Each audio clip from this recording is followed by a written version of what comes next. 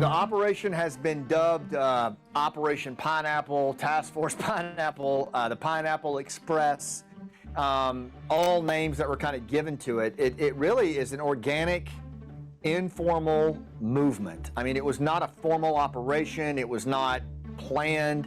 It started with the assistance provided to one Afghan commando named Nizam, who was a friend of mine. I'd worked with him in 2010 and had mentored him for many, many years.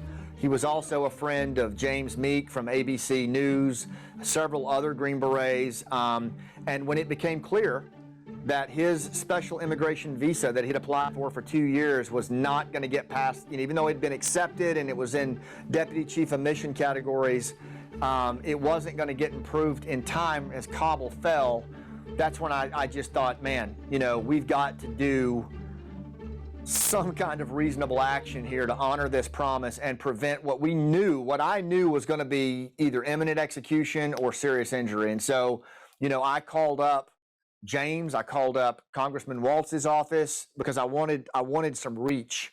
And then I called up a couple of Green Berets that are still on active duty, and I'll leave them out of this.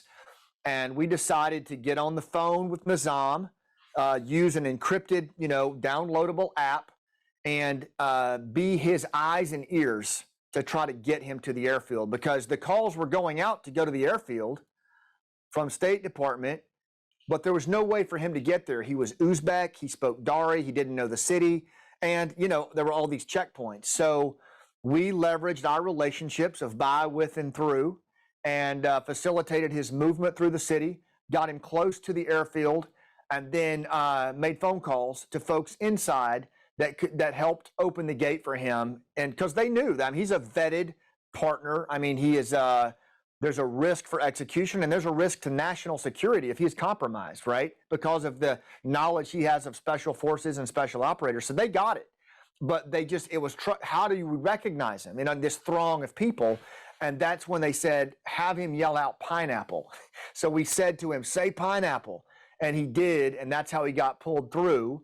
And that became the Pineapple Express, Task Force Pineapple. And then we just started using that technique of being a shepherd on the phone to other partners. And these were Navy SEALs, Army Rangers that were coming to us going, how did you guys do that? And we just shared our techniques, and we opened the room up, became more collaborative. And before long, a citizen liaison network was formed.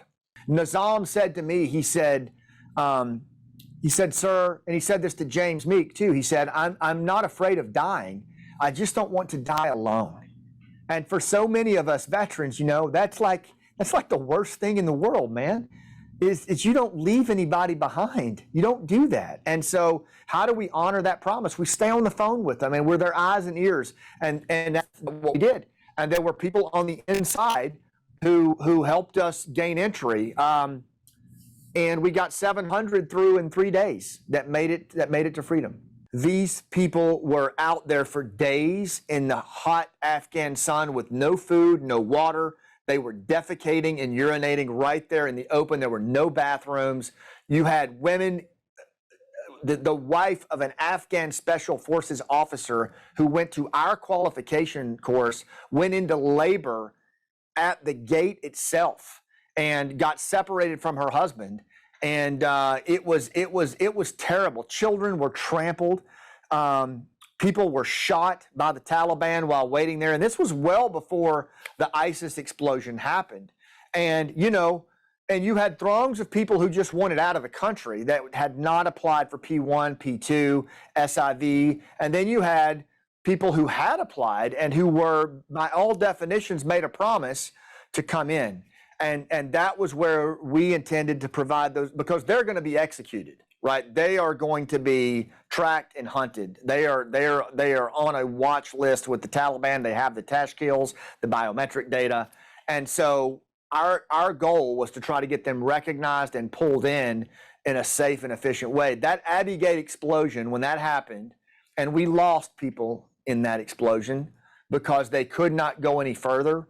There were other gates open, but they couldn't. They had elderly with them, they had children with them, and they just sat at the gate. We couldn't get them to move. And we never heard from them again. And we learned later that many people were killed from the families of Afghan special operations forces who had just chosen to stay there.